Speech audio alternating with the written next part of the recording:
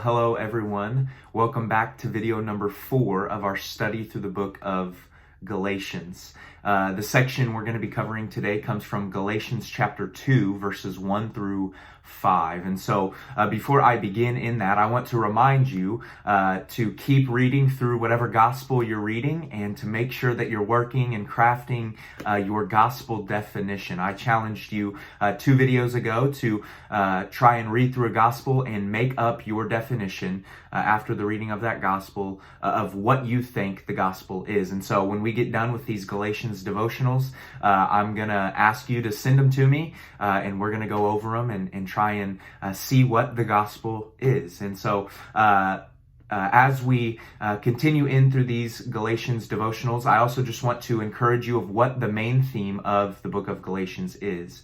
I think the main theme of the book of Galatians is that Paul is trying to defend the freedom we have in the gospel. And today we're going to look at a verse that I think points clearly to that main theme. And so let's begin in Galatians chapter 2. I want to read to you verses 1 through 2. This is what it says.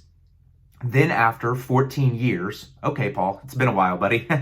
Then after 14 years, I went up again to Jerusalem. In chapter 1, it talks about that he went and visited Jerusalem and talked with Peter and James, the Lord's brother. And then this is the second travel trip to Jerusalem. And so it says, I went up to Jerusalem again. This time with Barnabas, I took Titus along also. I went in response to a revelation. And meeting privately with those esteemed as leaders, I presented to them the gospel that I preach among the Gentiles. I wanted to be sure that I was not running and had not been running my race in vain. And so as you see in verse 2, he says that I went in response to a revelation. You can read about that in Acts chapter 11 if you would like to, but he goes to Jerusalem and he also meets with the leaders in Jerusalem. I'm guessing Peter, I'm guessing James, maybe John, some of the leaders who were leaders at the church in Jerusalem. And he just wants to talk to them about what the gospel is that he has been preaching. I think it wasn't necessarily to see if he was preaching the right gospel. I think it was more to maintain unity with the brothers and sisters in Christ. And so he goes to them and talks to them about the gospel he had been preaching. And this is what it continues to say in verse 3. Yet not even Titus, who was with me, was compelled to be circumcised, even though he was a Greek. And then this is where I think one of the main verses point out the main theme of the book of Galatians. Verse 4, it says, this matter arose, the matter with Titus and circumcision arose because some false believers had infiltrated our ranks to spy on the freedom we have in Christ Jesus and to make us slaves. He continues on in verse 5, we did not give in to them for a moment so that the truth of the gospel might be preserved for you. And so what I want to point out here is that these false believers, maybe they had even come into the meeting that Paul was having with the leaders in Jerusalem, and they were saying that you had to add certain things to the gospel, that to become a part of the people of God, you had to do this and this and this and believe in Jesus. And so Paul's saying even Titus wasn't compelled by their argument. He believed in the truth of the gospel that I was preaching, that you do not need to be circumcised to become a part of the people of God.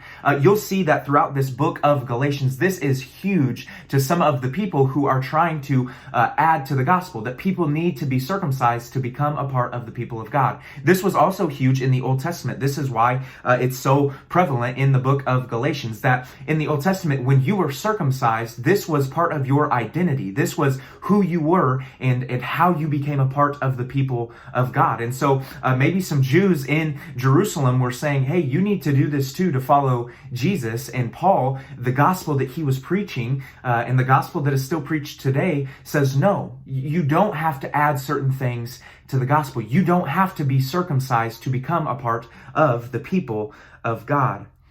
One thing that as I was reading through this text this morning that kept hitting me was the fact that if you are following Jesus and it seems to you that it feels like slavery, then you probably aren't following Jesus. Because when you follow Jesus, you shouldn't feel like you are in slavery. Instead, you should feel like you have freedom.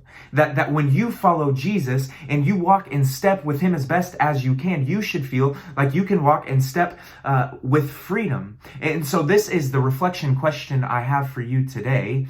What is making you a slave? Again, what is making you a slave? What is it that maybe you are adding to the gospel that is making you feel like a slave, that just following Jesus just feels like slavery? Because to be honest, following Jesus should feel like greatness, awesomeness, great. It shouldn't feel like slavery. So what is making you a slave? Whatever it is, turn it over to Jesus and allow yourself to live in his freedom. I love you guys. I hope you have a great Wednesday, and I'll talk to you on Friday.